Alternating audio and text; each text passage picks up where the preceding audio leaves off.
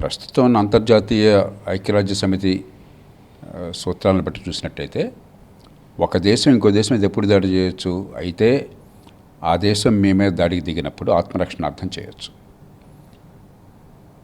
లేదంటే imminent threat అంటే గణించదగ్గ సాక్ష్యాధారాలతో వాళ్ళు వెంటనే దాడి చేయబోతున్నారని కనుక మీకు స్పష్టంగా అందిందనుకోండి, మీరు దాడి చేయొచ్చు. ఇది లేకపోతే ఐక్యరాజ్య సమితిలో ఉన్నటువంటి సెక్యూరిటీ కౌన్సిల్ భద్రతా మండలి 5 అగ్రరాజ్యాలు వీటో రాజ్యాలు ఉన్నాయి. ఆ రాజ్యాల దగ్గర 15 రాజ్యాలు ఉంటాయి, 15 దేశాలు ఉంటాయి. అక్కడ సెక్యూరిటీ కౌన్సిల్ తీర్మానం చేయాలి. ఆ తీర్మానానికి 5 అగ్రరాజ్యాలు ఎవరు వ్యతిరేకించకూడదు. అందులో అనుకూలిస్తే సరే, వ్యతిరేకిస్తే వీటో అవుతుంది. వీటో లేకుండా కనుక తీర్మానం ఆమోదం పొందితే అప్పుడు ఆ దేశం మీద దాడి చేయవచ్చు. ఆ రకంగా చాలా సాంకేతికమైన కారణాలతో చూస్తే ఇది ఐక్యరాజ్య సమితి సూత్రాలకి భంగం. కానీ కొంచెం లోతుకెళ్ళి చూడాలి.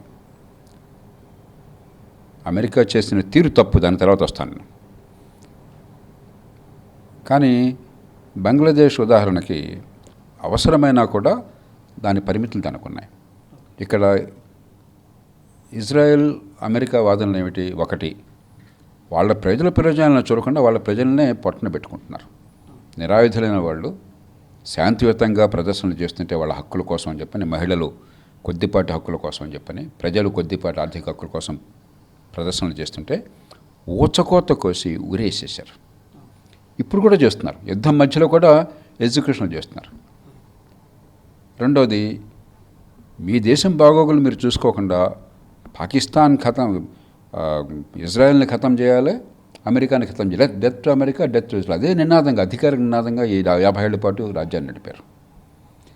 మూడోది, 4 టెర్రరిస్ట్ దళాలని, హెజ్బుల్లా, హమాస్, హౌతీ, తర్వాత ముస్లిం బ్రదర్హుడ్, వాళ్ళని అధికారికంగా ప్రత్యక్షంగా ప్రాక్సీలుగా వాళ్ళని పెంచి పోషించి డబ్బులిచ్చి ఆయుధాలు సమకూర్చి ప్రపంచానికి కొన్ని దేశాలకి బెడదగా తయారైనారు. 4, అణ్వాయుధాలను ఉత్పత్తి చేయడానికి ప్రత్యక్షంగా సిద్ధపడి ఈ బాంబులతో ఇజ్రాయెల్ని ఖతం చేస్తామని మళ్ళీ బెదిరిస్తున్నారు. అలాంటి పరిస్థితుల్లో దీన్ని అంత ఊరికే సాంకేతికంగా మీకు అమెరికా అనుకూలత, అమెరికా వ్యతిరేకతను బట్టి వాళ్ళ ఒకటి వాదనలు చెప్తారు. కాబట్టి అది పెద్ద పద్ధతి పట్టించుకోకూడదు. నిజమైన అంశం ఏంటంటే, సరే దాడి దిగడానికి కారణాలు ఉన్నాయనుకుందాం, కొన్ని ఉన్నాయి. అక్కడ ఉన్నటువంటి ఆ మతతత్వ రాజ్యం ప్రపంచానికి, ఆ దేశ ప్రజలకి ప్రమాదంగా పరిణమించింది, వాస్తవమే. కానీ దాడి వల్ల సమస్య మరింత జటిలమైనది కానీ తేలిక కాల.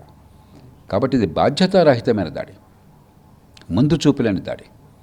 ఎందుకంటే యుద్ధం స్థానికంగా ఆగిపోలే. యుద్ధం స్థానికంగానే ఉండొచ్చు, కానీ దాని పర్యవసానం ప్రపంచం మొత్తం భరిస్తోంది.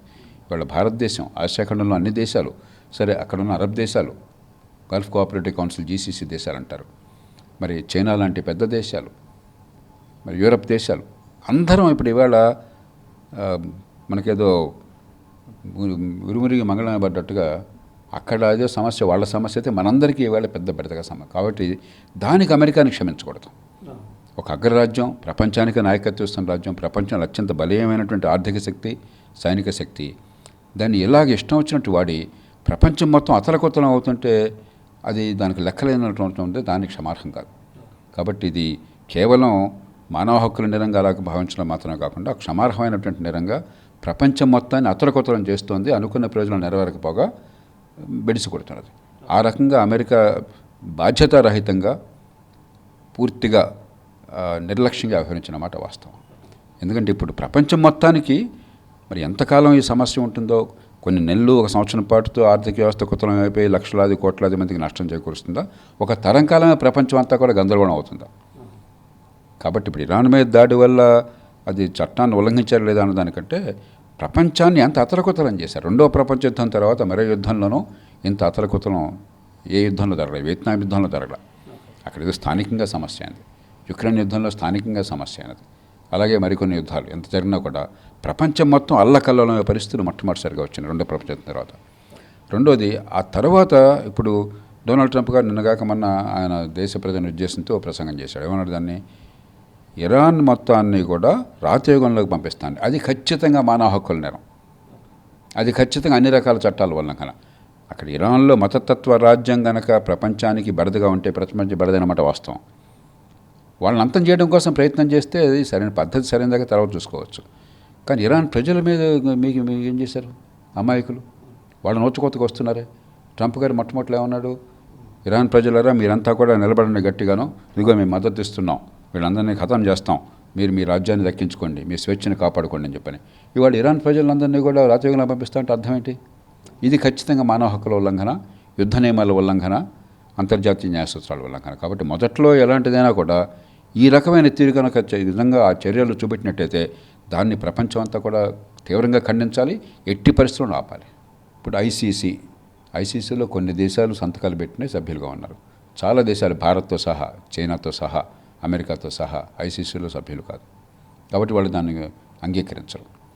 కేవలం అక్కడ అంగీకరించిన దేశాలు అక్కడ మానవ హక్కుల ఉల్లంఘన, యుద్ధ నేరాలు జరిగినాయి ఎక్కడన్నా అని చెప్పని ఉన్నట్టయితే ఆ దేశాల్లో కనుక ఆ నేరాలకు ఆరోపణ పొందినటువంటి నాయకులు కనుక వచ్చినట్టయితే ఐసీసీ ఆదేశిస్తే అరెస్ట్ చేయవచ్చు. అంతే తప్ప మీరు పెద్ద పెద్ద దేశాలు, అగ్రరాజ్యాలు మేము మిమ్మల్ని ఖాతరు చేయమనుకుంటే వాళ్ళని ఎవడూ ఏమీ చేయగలిగింది లేదు. ఊరికే మనం కంఠశోష తప్ప ఉపయోగం లేదు. ఐక్యరాజ్య సమితికి సార్వభౌమత్వం లేదు. కాకపోతే యుద్ధం నివారించడం కోసం అన్ని చర్యలు తీసుకోవడానికి ఒక చర్చలు జరిపే వేదికగా ఉపయోగపడుతుంది. నైతికంగా ఒక గొంతు ఇవ్వడానికి ఉపయోగపడుతుంది. అందున దానిలో కొద్దిపాటి అధికారం ఉన్నది కూడా భద్రతా మండలికి ఉన్నది. అంటే 5 అగ్రరాజ్యాలకి వీటో ఇచ్చి భద్రతా మండలికి ఉంది. కానీ అన్ని దేశాలు కూర్చొని ముక్త కంఠంతో అరిచినా కూడా మీకు ప్రయోజనం లేదు. ఊరికే అరుపు వినిపిస్తుంది అంతే, ఫలితం రాదు. కాబట్టి ఐక్యరాజ్య సమితి దాన్ని అంతకంటే ఆ సమితిని తిట్టినా లాభం లేదు. అది సైన్యాలు ఉన్నది మన దేశాల్లో, ఏ దేశానికి ఆ దేశం సైన్యాలు ఉన్నాయి. ఎన్నికైన సార్వభౌమ ప్రభుత్వాలు ఉన్నది, ఎన్నిక కాకపోయినా కూడా సార్వభౌమ ప్రభుత్వాలు ఉన్నది ఈ దేశాల్లో.